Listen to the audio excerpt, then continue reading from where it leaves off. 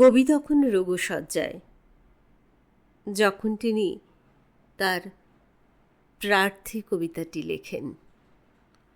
বুঝতেই পারছেন আমি কার কথা বলছি। কবি সুকান্ত ভট্টাচার্যের কথা বলছি। কবিতাটা পড়তে পড়তে আমার মনে হয় সুকান্ত একজন অসহায় শিশু মানুষ। শিশু বলেই সৎ, নিষ্কলঙ্ক, কিছুটা উচ্চকণ্ঠ। সারা জীবন ধরে প্রার্থনা করে গেছেন এতটুকু উত্তাপ আর আলোর জন্যে।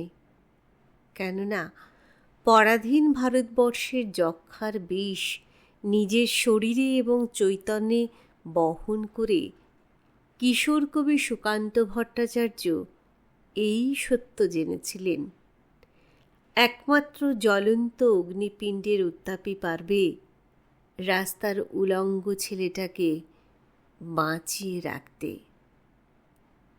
এই পীড়িত, শোষিত, বঞ্চিত মানব সমাজকে বদলাতে গেলে সর্বপ্রথম চাই নিজেদের পরিশুদ্ধি।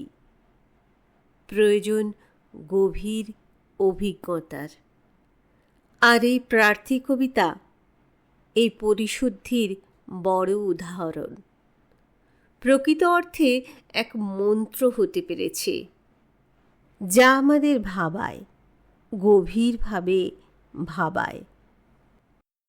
হে সূর্য, শীতের সূর্য, হিমশীতল সুদীর্ঘ রাত, তোমার প্রতীক্ষায় আমরা থাকি। যেমন প্রতীক্ষা করে থাকে কৃষকদের চঞ্চল চোখ ধান কাটার রোমাঞ্চকর দিনগুলির জন্যে। হে সূর্য, তুমি তো জানো আমাদের গরম কাপড়ের কত অভাব। সারা রাত খড়কুটো জ্বালিয়ে এক টুকরো কাপড়ে কান ঢেকে কত কষ্টে আমরা শীত আটকাই। সকালের এক টুকরো রোদ্দুর এক টুকরো সোনার চেয়েও মনে হয় দামি। ঘর ছেড়ে আমরা এদিক ওদিক যাই এক টুকরো রোদ্দুরের তৃষ্ণায়। হে সূর্য, তুমি আমাদের স্যাঁতসেঁতে ভিজে ঘরে উত্তাপ আর আলো দিও, আর উত্তাপ দিও রাস্তার ধারের ওই উলঙ্গ ছেলেটাকে।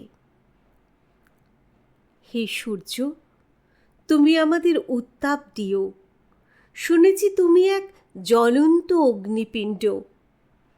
তোমার কাছে উত্তাপ পেয়ে পেয়ে একদিন হয়তো আমরা প্রত্যেকেই এক একটা জ্বলন্ত অগ্নিপিণ্ডে পরিণত হব। তারপর সেই উত্তাপে যখন পূর্বে আমাদের জড়তা, তখন হয়তো গরম কাপড়ে ঢেকে দিতে পারব রাস্তার ধারের ওই উলঙ্গ ছেলেটাকে। আজ কিন্তু আমরা তোমার অকৃপণ উত্তাপের প্রার্থী।